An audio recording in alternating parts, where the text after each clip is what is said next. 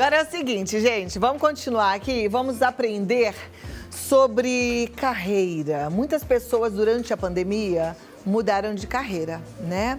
Eu não sei se você precisou passar por isso, mas teve muita gente que precisou se reinventar. A gente vai conhecer a história do Jorge Terras, que é economista e sentiu necessidade de mudar de carreira também. Então é uma história para te inspirar, de repente para te dar força. É importante, claro, você planejar bem sua mudança de carreira, mas é importante você saber que você pode. Você pode. Aliás, a Bíblia fala que podemos todas as coisas nele que nos fortalece. Com a força de Deus, você vai onde você quiser. Confira essa história aqui. Um estudo aponta que 53% dos brasileiros querem mudar de profissão após a pandemia. O Jorge nem esperou a Covid-19 passar. Mudou de profissão durante o isolamento. Aliás, ele mudou de profissão pela segunda vez em 3 anos. Ele conta como foi. Por alguns motivos assim, pessoais, aquele universo do mercado corporativo já não estava fazendo muito sentido para mim. Eu não acordava tão entusiasmado mais para trabalhar. Eu entendi que se eu não tomasse aquele passo, ou se eu não tentasse algo novo, nada iria mudar. Então eu gosto de pensar que para alguma mudança acontecer, novas ações também precisam acontecer. Na época eu era praticante de yoga e gostava muito de praticar, e por uma decisão de fazer um curso de yoga um pouco mais avançado, eu acabei me tornando professor de yoga. Então essa foi a minha primeira grande transição de carreira, né, do mercado financeiro corporativo para professor de yoga e meditação. Você tinha um emprego estável, era CLT e mudou para autônomo. Como que foi essa mudança? Foi muito difícil? Esse é o ponto principal que eu vejo que é o mais relevante ou mais preocupante para as pessoas tomarem essa decisão de mudar de carreira, de transição de carreira. Porque você tem toda uma segurança de salário, você tem os seus bônus, você tem o seu 13º, você tem as suas férias no CLT, no regime CLT, e quando você decide ser um autônomo, né, um profissional liberal, autônomo, você não tem mais nada disso, né? Ou seja, você por você. E essa mudança foi realmente uma das mais significantes, assim. Antes eu tinha uma certa estabilidade, né, de salário, enfim, de ganhos, e depois de um tempo você está por você. Varia muito de acordo com o mês, né? E aí você resolveu mudar de novo? A vida foi apresentando novas oportunidades, eu acredito muito nisso. Durante a pandemia, na verdade, eu me mudei para uma casa. Essa casa tinha um quarto grande, espaçoso, extra, que não era utilizado. E eu comecei novamente a desenhar, a pintar.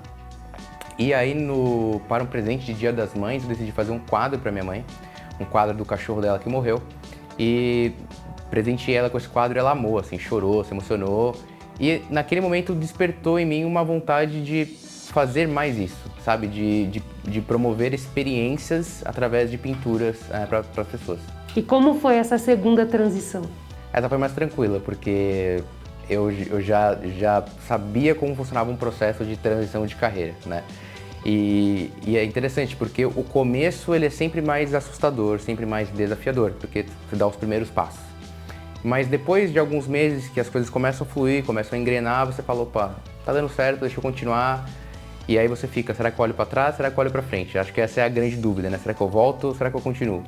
Mas aí eu entendo que essa confiança é muito necessária para você, não, deixa eu seguir em frente que eu acredito nesse caminho, sabe? Para fazer essa transição é preciso planejamento financeiro, como explica o mentor de carreira, Lincoln Firosmendi. O principal cuidado sempre recai nas questões financeiras, porque as taxas que nós temos, por exemplo, no Brasil, de mortalidade de empresas que abrem e fecham nos 2 primeiros anos ainda é muito alta.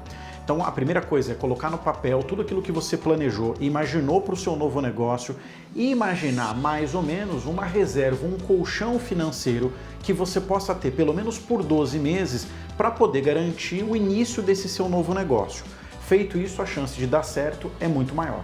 Fiz todo o planejamento financeiro. E agora? O primeiro ponto é a capacitação, porque normalmente quando as pessoas que saem do sentido do amadorismo para o profissionalismo, muitas vezes acabam sentindo mais no momento de profissionalizar a gestão da sua atividade.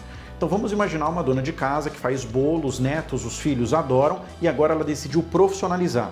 É importante ela buscar capacitação para entender a diferença de atender o mercado, um consumidor, para o filho, para o neto ou para o sobrinho que provavelmente sempre vai fazer 1000 elogios para o bolo daquela avó. Então o primeiro ponto é busca capacitação, busca conhecimento para colocar isso na prática no novo negócio. Hoje você está feliz? Estou muito feliz.